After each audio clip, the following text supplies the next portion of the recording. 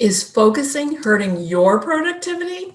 Research has shown that the power of focus is a driving force to your success. What if I told you that there is a downside to being focused? Have you ever considered that you may be trying to focus too much?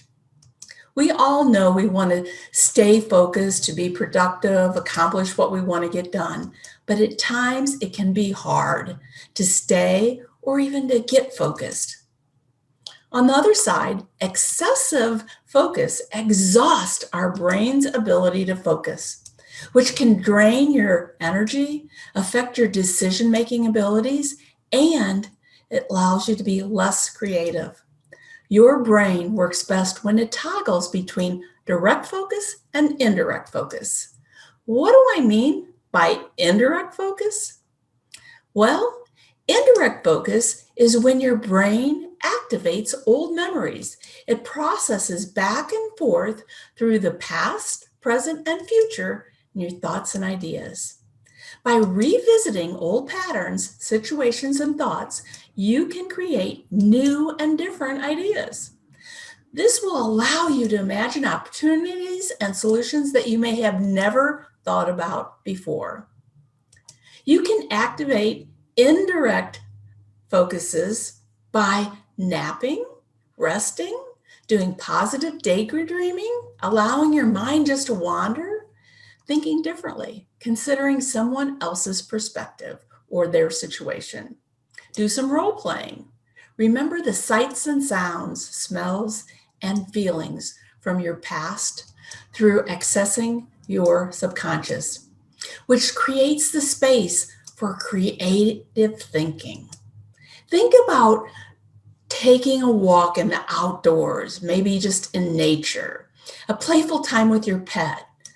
Put yourself in a space that allows you time to think and process ideas. Maybe collaborating with others. Take some downtime is really important to get you in the creative state of mind. I have found that some of the things that help me is taking a drive all alone with no radio on, or walking by myself. No music, just me, myself, and my brain.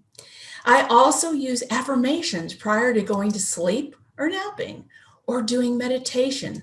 They can trigger different thought patterns. The key is to experiment with different types of indirect focus activities. Find which ones work best for you, and then be intentional with using them throughout your day. Bottom line is that we need both direct and indirect focus time to be able to work at your peak performance. I am sure you've had those days where you put your head down, got busy, cleared off your desk, cleared out your inbox, and blasted through that project and feeling really productive, focused, and accomplished. Then the next day, you're off to a great start, and then often you find yourself struggling to stay focused. You get caught up in just being busy. Before you know it, the day has gone by, and in reality, you've gotten very little done.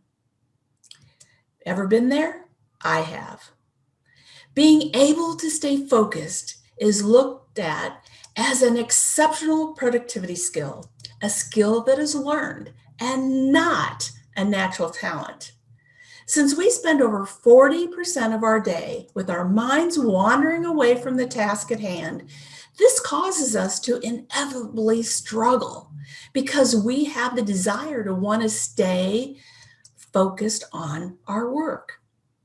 If we intentionally build indirect focusing into our day, we are more likely to be able to stay focused longer and better when we really need it. When we practice indirect focusing, it allows us to refresh our brain, giving it more energy. It also allows us to dig deeper into our subconscious, coming up with ideas and solutions and making decisions we would normally not formulate. This creates the desired brilliance that we really strive for. Focus is not just saying, I'm going to be focused today on this task or for this amount of time. It is about building and following a defined process. So how do you build direct and indirect focus into your day? I suggest creating a focus plan.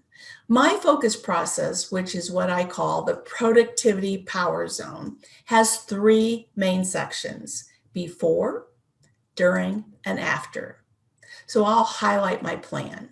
The before is the setup plan. This is a little bit more involved because some of the steps are just one-time steps. So first, your personal energy management. Making sure to get proper sleep. Know and work in your natural productivity style. Know your prime time for mental thinking and working. Doing morning meditation or gratitude writing, maybe exercising or visualization. Do some brain training exercises, but make sure to include some kind of indirect focus activity. Think about creating an accountability process. Then your environment. Let's look at your workspace. Is it visually appealing? The lighting, the temperature, the atmosphere. Having proper food and fluids available when you need them. Make sure to include the proper tools and the right tools to make your job the easiest. Then let's look at eliminating distractions. You can do that by being organized, creating some visual clues. Are you inspired by music or maybe not? Do you need to use headphones? Turn off reminders, close your door, set boundaries with others around you. Create a capture interruptions log. Then the get ready, set, go. Be prepared. Be, think, and stay positive. Define your plan for your work process. Step 1, 2, 3, have everything you need available to work through your steps. Maybe do a brain dump. A brain dump is where you take all the mental activity in your brain and you write things down. So all those wanna do's, needs to do, must do, have to do, someday I'll do, and all the things other people want you to do. Just write them down, get them off of your brain. And this enables you full focus without distracting thoughts. Address any other mental intruders. Maybe concerns or worries you might have. Define your break times. This is really important. And then include indirect focus activities. And think about the timing of your processes. And this can depend on the task that you're using. You can work for 90 minutes, no more than that at one time, and then take a 30-minute break. Or you could work 60 minutes with 15-minute breaks, or the 25-minute, 5-minute break process. You want to find what works for you, but you want to define your break time at the beginning of the day. And then you want to make sure it's going to work for you. And it might depend on the type of task that you're working on. Now, the next section is during. Though this is about keeping the focus. So mentally, get and stay in the power zone. Things like being and staying present. What's your current mindset? What's the one thing that you want to focus on? You want to minimize your interruptions by avoiding multitasking. Remind yourself and others of your boundaries. Use a thought capture pad. Then refresh your mind and energy by taking the proper break times and including those indirect focus activities. Schedule and take your lunch break away from your desk. Use a timer. Do you need to incorporate some social time? Are you that extrovert that needs that social interaction? Maybe make a quick phone call or schedule a small amount of time for some social media activities. Then refocus, get back in the zone. We can get focused and sometimes we just can't stay there. So some ways that you can refocus is by using focus exercises, some breathing exercises, speak or repeat your mantra or affirmation, use your visual clues or breathing exercises. Last is the after section. This is all about reflection and refinement. So, celebration. Celebrate your effort, no matter how small or how big it is. Reward yourself. Schedule some free time or fun time. Do something you just love. Do something for yourself. Maybe include some indirect focus time that you enjoy. Your accomplishments. Make sure you pat yourself on the back. Recognize what you've accomplished and the time that you've saved. Review. What worked and what didn't work? Did you set unrealistic goals? Remember, research shows that we tend to underestimate how long it will take us to do something. It takes 1.5 to 3 times longer than we think it will. So don't set yourself up for failure with unrealistic goals. And then repetition. Plan your next session, and so on and so forth. Make sure you have direct and indirect focus times. Repeat the process, and you can do this over and over again. Now, think about how you can create a new habit around focusing. You can do this by the process I use, which is the R system. First, create a ritual. Then refine a ritual until it just feels right.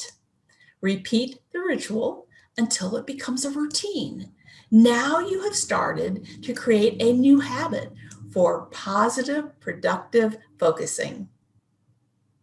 Now, to sum things up, keep these things in mind. 1, revisit how you think about and what focus means to you. 2, it's important to find ways to learn and practice indirect focusing that works for you. And the key is, does it work for you? Include indirect and direct focus time in your daily routines. 4, create a complete focus process so that you have something to follow and you can begin to create a new focus habit. Remember, excessive focus exhausts your brain's focus abilities. It includes indirect and focus time as well as direct focus time into your daily routines. So here's to you and your new way of being productive and staying focused. I'm Kathy Sexton, Productivity and Profit Specialist for anyone who wants to work smarter, be more productive, and have better work-life balance.